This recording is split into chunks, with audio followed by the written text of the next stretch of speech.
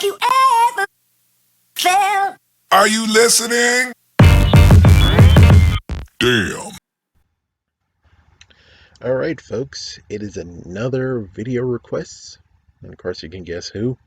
So anyways, we're going to do this even though technically this is still under the umbrella, but he doesn't want it to be under the umbrella though, and it's like, well, it's the same exact content as the one, so yes, he wants it to just be a loosey-goosey video, not in a video series, but it's kind of like, yeah, let's just get on with it. Anyways, we're talking about a musical group called Profyle. All right, and here's what he has for script number one. The Shreveport, Louisiana, I think that's what it is, vocal quartet Profile consists of a pair of brothers and cousins who grew up together, inspired by the success and positive message of groups like Boyz II Men. So basically, they're the black version of Backstreet Boys. It's like, it makes sense because if you knew, the Backstreet Boys are two groups of brothers and I think a friend too, and someone mixed in cousin or something like that. So it's basically kind of the same thing. The only difference is that the Backstreet Boys haven't really been popular since the 90s and early 2000s. But believe it or not, they're still making music even to this day because they're brothers. And it's like, okay, wait a minute. So you're telling me that this freaking group right here split up? They're gone. They're separated from each other. But yeah, the Backstreet Boys are still together. That's where it gets like, what the fuck? Y'all guys should have been still together, man. But of course, yes, you could do separate projects. But hey, apparently their family bonds are closer and glued together, unlike Profile. Yeah, I know, this started out being a diss track, but it's like, hey, you're getting me to do this, and alright, let's just continue on. They began performing at a local talent show and caught the attention of a promoter during one performance, who introduced them to their future manager, Musa Moore. Moore had the group record their demo tape with producer V. Jeffrey Smith. This tape made its way to Kedar Massenberg, president of Motown Records, who also fricked up Shanice. Good job, bastard! Actually, no, that's not true. That's not true because it seems like he might actually have been responsible to screw over Shanice. That guy might have been responsible, but it's just a fact of where it's like, when did that guy even start? If the guy actually started out like recently, like 1998, 1999, okay. But if he was there during the late 80s and everything, yes, he fucked over Shanice. He can go fuck himself. Anyways, yeah, president of Motown Records, who offered Profile a record contract.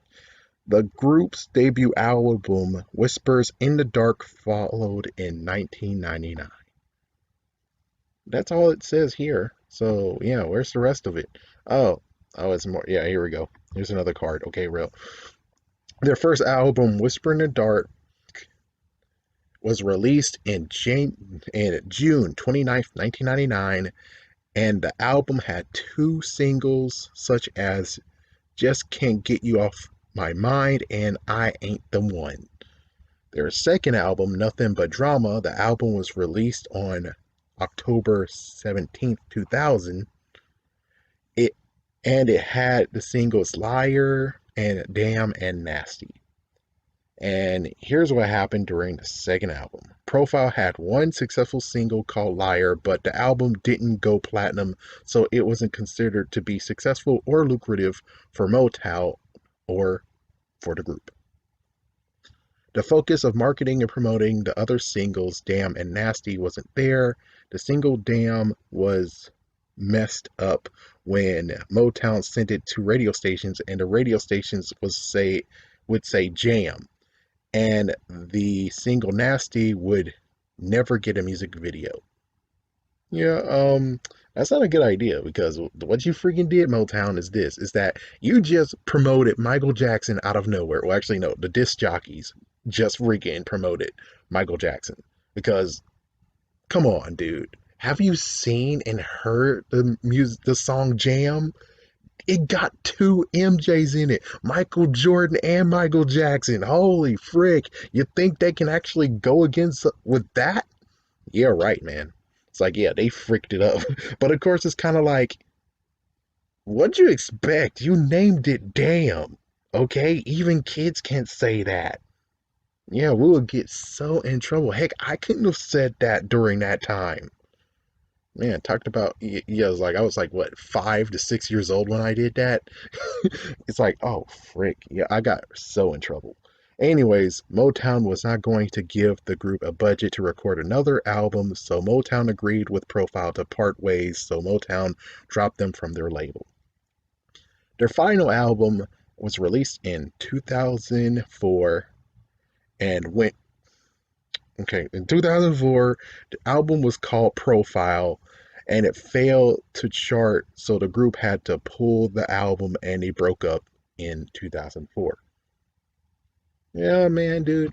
He's like, I guess I can understand. It's like you have to look deeper to what's going on with the Backstreet Boys, but I'm pretty damn sure. Well, I'm pretty sure they did break up, but then they came back together again.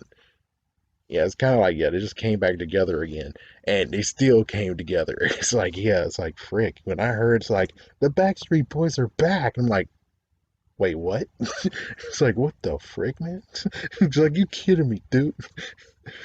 Oh, anyways, so apparently we skipped all the way to 2 years ago in 2009. Their lead singer, El Jai, was like, dude, why are you making me say it?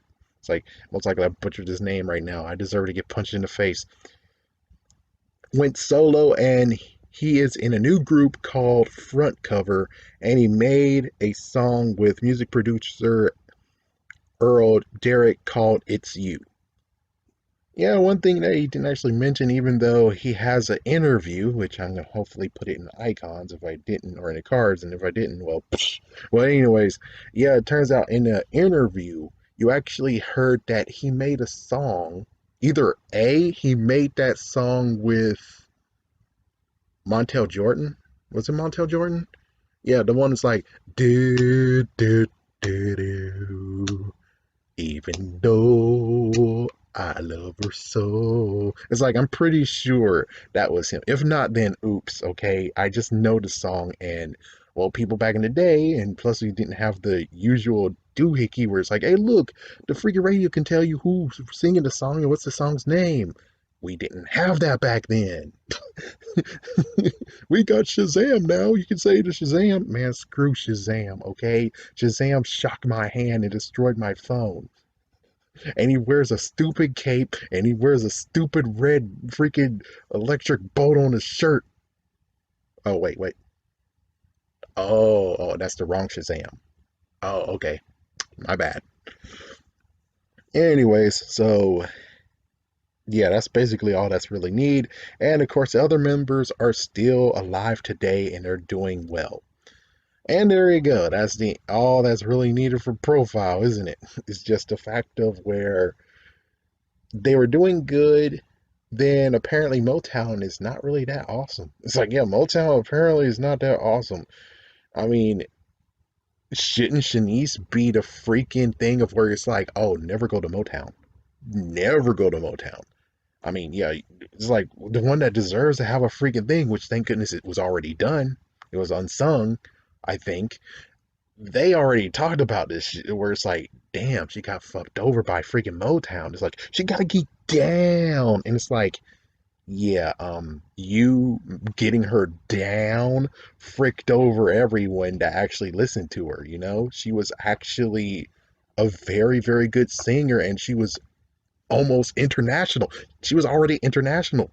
And then your sorry ass had to be like, she gotta be down. And it's like, yeah, I'm sorry to say this, but you should never freaking go to Motown, okay? Unless it's just to freaking Start your freaking career, and as soon as you start your career with the first album, then get the fuck away and find someone else to do your second, third, and fourth album.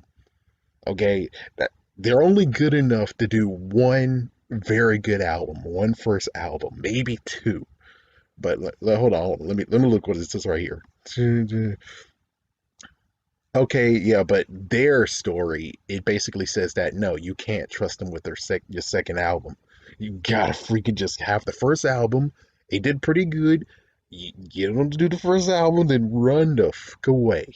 It's like, yeah, there you go, some good tips. Motown is not to be trusted. Run the fuck away after they do the first album of yours, or be like freaking Sir Mix-a-Lot and everyone else who had just one freaking CD and it sold gangbusters, and you're just sitting pretty with all the royalties going to you.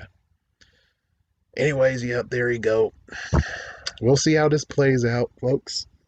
But hey, don't. Everything's gonna work out perfectly fine. So yeah, we'll see what happens next Monday. But I personally don't really want to staple this on next Monday or Mondays because, well, Batwoman kind of a good idea to do though. But hey, we'll see, right? We will see. We'll see.